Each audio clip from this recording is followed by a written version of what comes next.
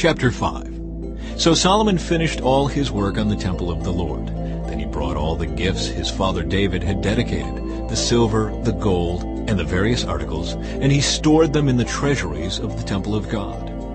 The ark brought to the temple. Solomon then summoned to Jerusalem the elders of Israel and all the heads of tribes, the leaders of the ancestral families of Israel. They were to bring the ark of the Lord's covenant to the temple from its location in the city of David, also known as Zion. So all the men of Israel assembled before the king at the annual festival of shelters, which is held in early autumn. When all the elders of Israel arrived, the Levites picked up the ark. The priests and Levites brought up the ark along with the special tent and all the sacred items that had been in it. There, before the ark, King Solomon and the entire community of Israel sacrificed so many sheep, goats, and cattle that no one could keep count. Then the priests carried the ark of the Lord's covenant into the inner sanctuary of the temple, the most holy place, and placed it beneath the wings of the cherubim. The cherubim spread their wings over the ark, forming a canopy over the ark and its carrying poles.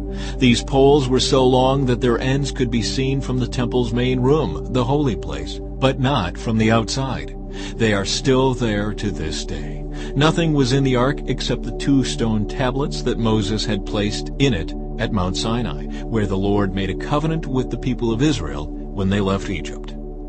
Then the priests left the holy place. All the priests who were present had purified themselves, whether or not they were on duty that day. And the Levites, who were musicians, Asaph, Heman, Jeduthun, and all their sons and brothers, were dressed in fine linen robes and stood at the east side of the altar, playing cymbals, lyres, and harps. They were joined by 120 priests who were playing trumpets. The trumpeters and singers performed together in unison to praise and give thanks to the Lord. Accompanied by trumpets, cymbals, and other instruments, they raised their voices and praised the Lord with these words, "He is good. His faithful love endures forever." At that moment, a thick cloud filled the temple of the Lord.